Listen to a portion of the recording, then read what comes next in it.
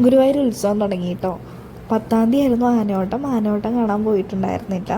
അപ്പോൾ ഞങ്ങളൊരു ദിവസം ഗുരുവായൂർ പോകാമെന്ന് വിചാരിച്ചിട്ടുണ്ടായിരുന്നു. അങ്ങനെ ഗുരുവായൂരൊക്കെ പോയി അവിടുത്തെ കഞ്ഞിയും പുഴുക്കും കിട്ടും. ഉത്സവമൊക്കെ തുടങ്ങി കഴിഞ്ഞ് കഴിഞ്ഞാൽ രാവിലെ തൊട്ട് കഞ്ഞിയും പുഴുക്കൊക്കെ കിട്ടും. നല്ല രസമാണ് കേട്ടോ, നല്ല ടേസ്റ്റാണത്.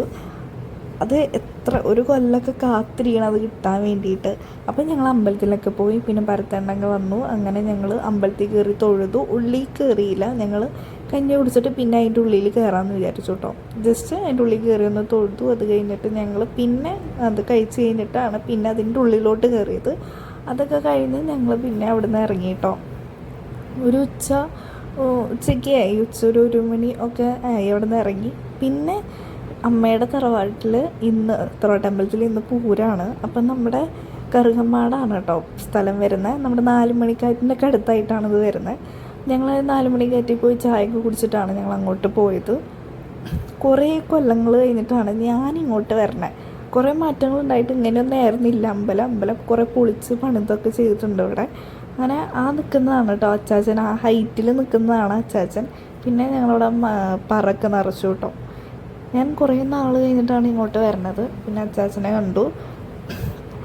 അങ്ങനെ അതൊക്കെ കഴിഞ്ഞ് പിന്നെ മേമ വന്നിട്ടുണ്ടായിരുന്നു. പക്ഷെ മേമ അകത്ത് കയറിയില്ല, പിള്ളേർ മാത്രം കേട്ടോ അകത്തോട്ട് കയറിയേ. പിന്നെ അവിടെ ഓരോ സ്ഥലത്തു നിന്ന് ഓരോ പരിപാടികളൊക്കെ വരുന്നുണ്ടായിരുന്നു. അപ്പോൾ അങ്ങനെ ഒരു രാത്രി 7 മണി 8 മണിയോട് കൂടി ഞങ്ങൾ അവിടെ നിന്ന് തിരിച്ചു കേട്ടോ. വീട്ടിലൊരു 9 മണിയൊക്കെ 10 മണി ഒക്കെ ആയി വീട്ടിലെത്തുമ്പോൾ. അപ്പോൾ അവിടുത്തെ പരിപാടികളൊക്കെ കണ്ടു. എല്ലാവരെയും കുറേ നാളുകൾക്ക് ശേഷമാണ് കാണുന്നത്. കുറേ പേർക്കൊന്നും എന്നെ മനസ്സിലായിട്ട് പോലുമില്ല. അമ്പലം പൊളിച്ച് പണിതതിന് ശേഷം ആദ്യത്തെ പൂരമാണ് കേട്ടോ ഇത്.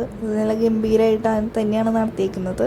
സത്യം പറഞ്ഞാൽ ഇതൊന്നും അല്ല കേട്ടോ, ഇതിനും കൂടുതൽ പരിപാടികൾ ഉണ്ടാവാറുണ്ട്. ഞാൻ ചെറുതായിരുന്നപ്പോൾ ഒക്കെ കുറേ പരിപാടികൾ ഉണ്ടാവാറുണ്ട്. പക്ഷേ ഇത് ഈ പ്രാവശ്യം കുറവായിരുന്നു, തുടക്കമായതുകൊണ്ടായിരിക്കാം.